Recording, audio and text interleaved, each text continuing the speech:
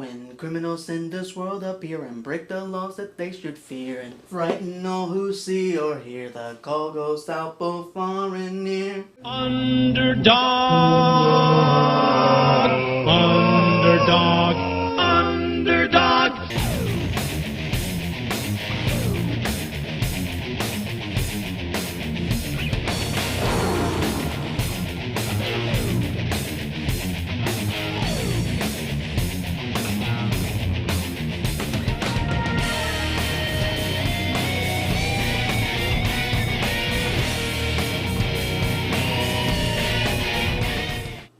Greetings, fanboys and fangirls, I'm Erod and I'm the Blockbuster Buster. With the rise of comic book movies into the mainstream, superhero parodies have become commonplace. But there was one TV series in the 60s that parodied superheroes way before it was cool, and that was Underdog. Produced by the General Mills Company in an effort to sell more cereal. That is not a joke. Underdog shamelessly and openly parodied Superman, very much in the same manner that Batfink parodied Batman and Green Hornet. The show followed the adventures of a mild-mannered shoeshine boy whose name was Shoeshine Boy. And whenever his sweetheart, Pretty Polly Purebred, was in danger, he would answer the call to arms, and with speed of lightning and a roar of thunder, he would become Underdog, everyone's favorite courageous crime-fighting canine. There's no need to fear. Underdog is here. And then Disney bought the rights to Underdog and made it into a live-action movie. Here we go. So our movie begins with Underdog telling us the premise of the show. Don't you just love it when a movie tells you what it's supposed to be about as opposed to showing you? Because that's exactly what I want to see when I go to see a movie. Radio with pictures. So as it turns out, wait a minute. This is Simon Bar Sinister, the wickedest man in the world. He was evil and crazy. That voice, it's Jason Lee. First Alvin and the Chipmunks, and now this? Oh man, why does such a great actor end up in so many shitty movies? Every time that this happens, the following visual comes to mind. Woohoo! $100,000, sucker! So we meet Shu before he became Underdog, and he was a bum-sniffing dog for the police. And wait another minute, he's just a regular dog? This is a new record, folks. They got everything, and I do mean everything wrong within the first minute. Underdog took place in a world of anthropomorphic talking animals. Here, he's just a regular dog in the real world. Robbie, what's the matter? Yeah, you look like you've just seen something you cherished. Horribly cheapened and degraded. Ugh. Oh well. So Shu is apparently a terrible bomb-sniffing dog who is constantly embarrassing the police force. It's a gift from the American Pork Association.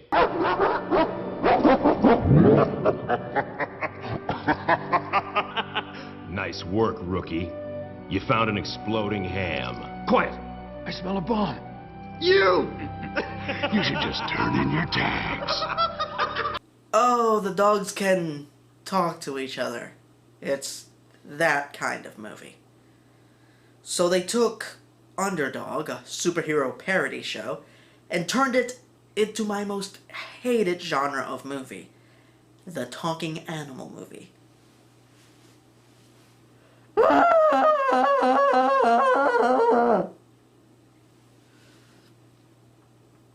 Alright, let's move on.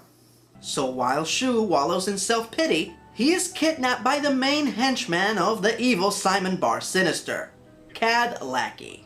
Yes, I know, it's a stupid cartoon name, just go with it. So Cad takes Shu to, hold on a minute, that's Patrick Warburton playing Cad! He was the Tick! And that's James Belushi from Saturday Night Live playing the security guard. Jason Lee, Patrick Warburton, and James Belushi? What an awesome cast! Oh man, I bet you anything they're gonna fuck it up by casting some lame ass as Underdog's arch nemesis, Simon Bar Sinister. Holy shitballs, it's Peter Dinklage! We're not worthy! We're not worthy! Because that's the kind of person I am. Humble. A humble genius. You bow to no one.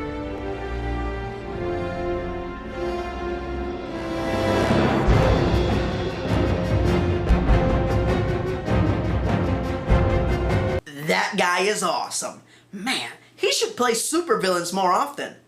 What? He's gonna play a villain in X-Men Days of Future Past? Who is he playing? My name is Peter Dinklage, and I play Bolivar Trask.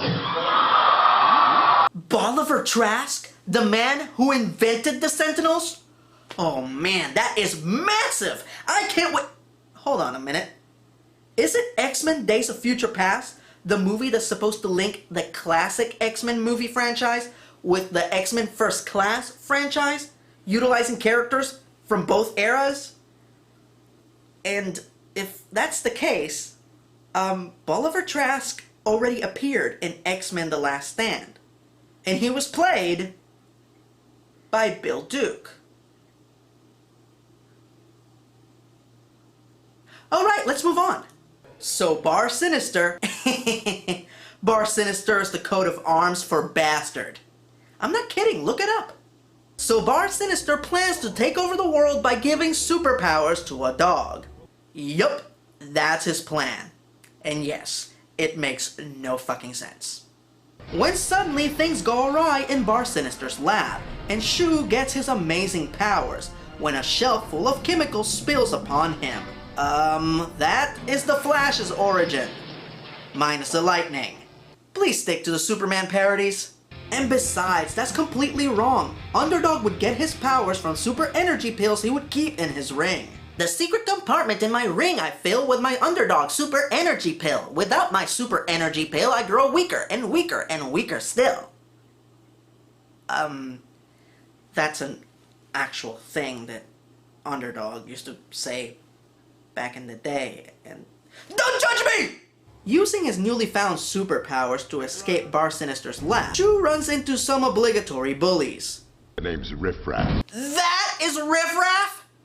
Firstly, Riff Raff wasn't a dog, he was a wolf. And secondly, he was a mob boss, leader of the most powerful syndicate of criminals in Underdog City. And here he's just a regular dog. That's like taking a badass super criminal like the Kingpin and turning him into a pig.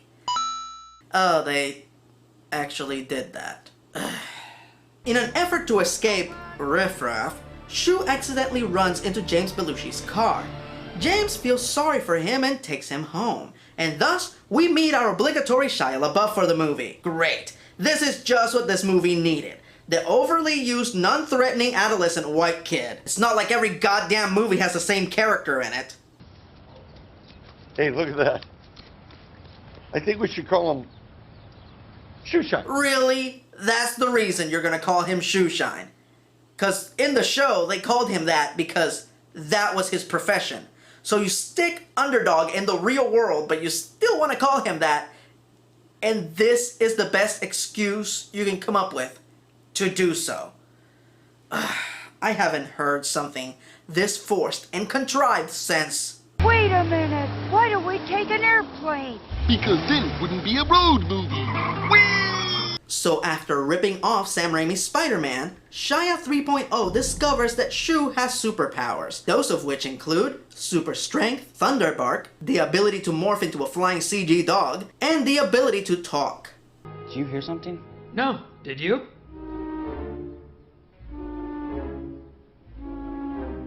Did you just talk? Huh? What? Whoa, wait a minute. You can understand me?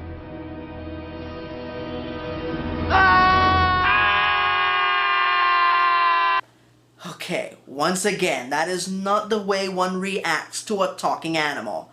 This is the way one reacts to a talking animal. There's no need to fear. Underdog is here. Holy sweet balls! You're a talking dog! Alright, let's see. We have talking animals, corny humor, an unnecessary kid sidekick. What is this movie missing to make it a prime and proper focus group approved family flick? Oh yeah, the Fry! Forced romantic interest. There she is. So this is Molly and her dog Polly. Wait, that is supposed to be Pretty Polly Purebred? Wait, why am I still surprised that they keep fucking up the characters? So Shia 3.0 really wants to impress Molly, and man, does that girl look familiar. Hold on, let me look her up. It's really bothering me. Oh my god, it's Taylor Munson. She played Cindy Lou Who in The Grinch. Well, I'll go ahead and add this to my list of things that make me feel like an old fart. So Molly and Polly get in trouble, and of course our four-legged hero goes to the rescue, causing his usual brand of ridiculous collateral damage. He is a hero that never fails. He cannot be bothered with such details. That was another thing he used to say back in the day when somebody would ask him about all the collateral damage. And you know what? That was like 90% less collateral damage than the Man of Steel.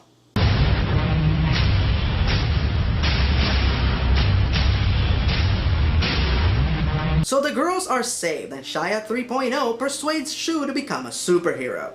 Not our team. We're always the underdogs. Oh. Nope, never heard of that breed. Is that a dog from Australia? No.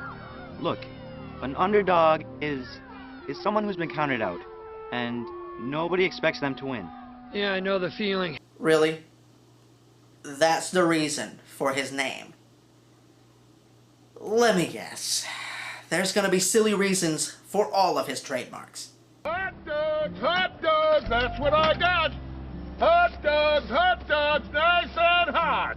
Come on, Why is he talking like that? He's rhyming. You know, it's a gimmick to get people's attention. That seems like a strange convention for you to mention. Yeah, that's what I thought. Now let's go see what the bad guys are doing. Suddenly I had a home and a family. I had all that I ever wanted. The only thing that could possibly mess this up was if a mad scientist bent on revenge was living underneath the city. Why is it that you have to live in the sewers? Already, the flames of inspiration are licking at my brain. Unencumbered. In this, my new laboratory. You're still a respected scientist. You could probably still get a job with a different pharmaceutical company. Perfect. Ah, fuck it.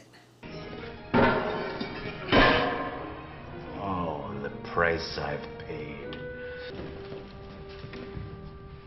Hi, how's it going? I'd love to, baby, but I'm busy. Work out? Yeah. I work out. You know, I think of my body as... So Dr. Bar Sinister needs some capital to fund his super-powered dog experiments. So he sends Cad and a couple of thugs to rob a jewelry store. Shu shows up for his historic first appearance as Underdog, dressed like a fish. Now I know what you're thinking. Erod, why is he dressed like a fish? For the hell of it! God, that was horrible. So our boys ditch the fish threads and go with the traditional emblem and cape getup. Shu's still wearing his collar, which has his name and his address on it. That's alright. I'm sure this is not gonna come back and bite him in the ass later in any form or fashion. So Dr. Bar Sinister figures out that all he needs to complete his experiment is Underdog's DNA. So they plan to bait him by having Cad pose as an old lady in trouble. I'm not slow. Hip, hip, hip, and away I go!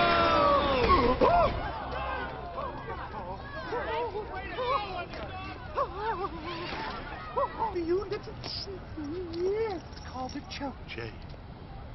Really? That's your plan? You're gonna put a leash on a superpowered dog? Alright, play it. Well, Get it! Get it! Get it, stupid motherfucker! You stupid motherfucker! You stupid motherfucker! You stupid motherfucker! You stupid motherfucker! You stupid motherfucker! So surprise, surprise, Undy gets away. Wait a minute. What's that in Cad's hand? Well, I got this. Ha! I called it! So Cad and Bar Sinister kidnap Shia 3.0's dad and hold him for ransom. Shia and Shu quickly come to the rescue. But Sinister threatens bodily harm to Shia Sr. if Shu doesn't give up his powers. Are you kidding me? Underdog is faster than lightning, and none of those guys have superpowers. He can kick all their asses and have James Belushi freed faster than you can say. I'm sorry. Look, do whatever you want to me, just let them go. Alright, so now Bar Sinister has the super energy pills containing Underdog's powers. So I guess all he has to do now is take one of the super energy pills and... This city is going to pay for what they have done to me. Their doubt, their blindness, their betrayal. So after giving the powers of a god to a bunch of butt-sniffing dogs, Bar Sinister takes his super-powered pack to City Hall to attack the mayor and blow up the building. And why is he doing these things? 'Cause politicians suck? I don't fucking know.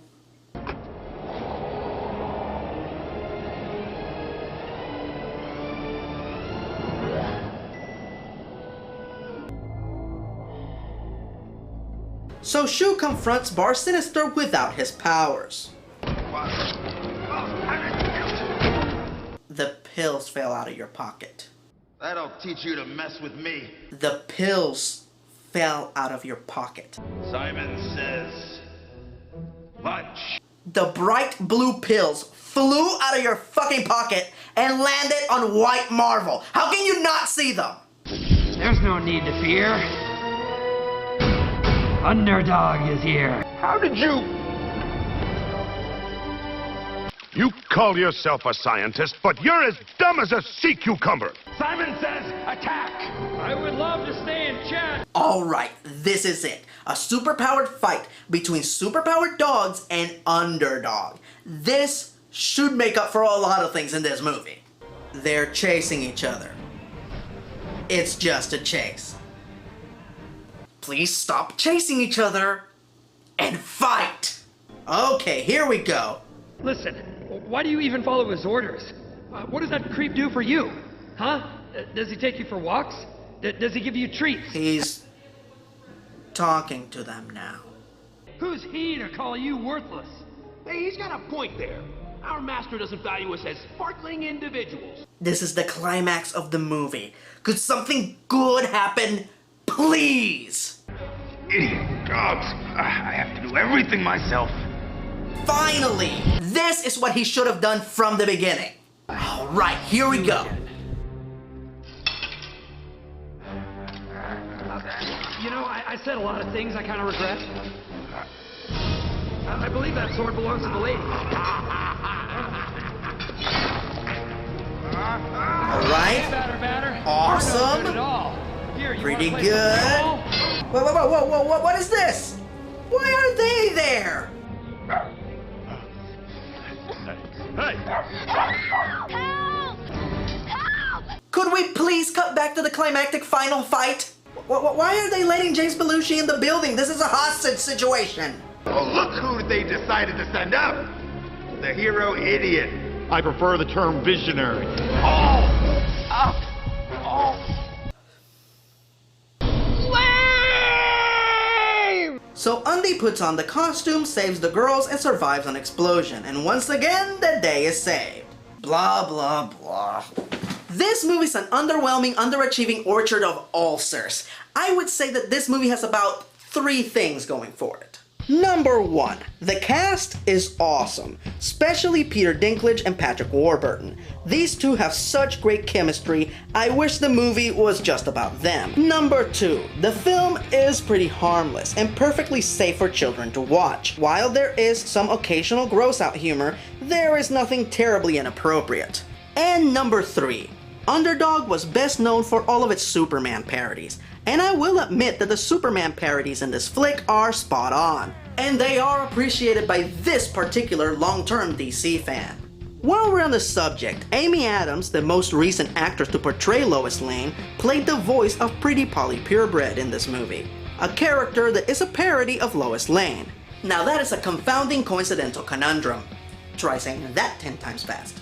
Outside of that, the movie is so far removed from what made Underdog special that it's embarrassing. And it's just riddled with so many of the common forced concepts that someone, somewhere in some Hollywood studio decided were necessary ingredients to make a successful film. Too much focus is given to unnecessary concepts like the human sidekicks, as opposed to letting the source material speak for itself. If you're an Underdog fan, stay away. But if you have kids or younger siblings and you want to show them something that will keep them entertained for about an hour, go ahead and put it on. Believe me, there are worse choices. But you might want to read a good book while the little ones watch.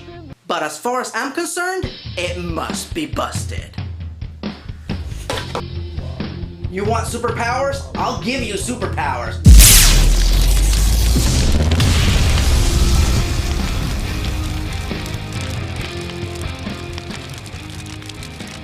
So that was one busted, thousands more to go. I'm E-Rod, and I'm ooh.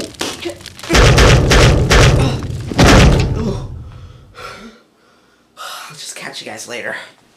When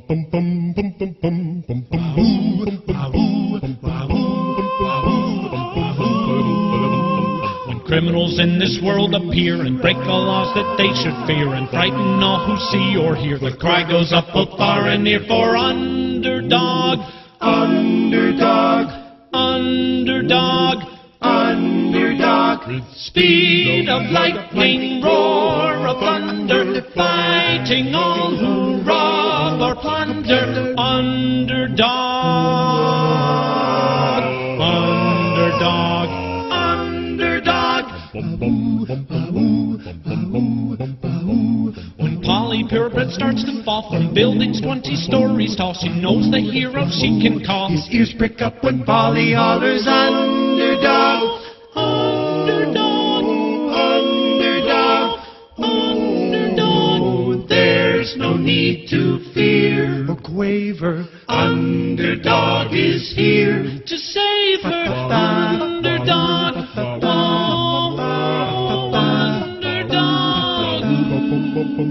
and when our woeful monologue is how by evil we've been flogged, then breaking through the clouds and fog, not plane nor bird nor even frog comes Underdog, underdog, underdog, underdog. Now unleash the dog of wonder, tearing evil's bonds asunder.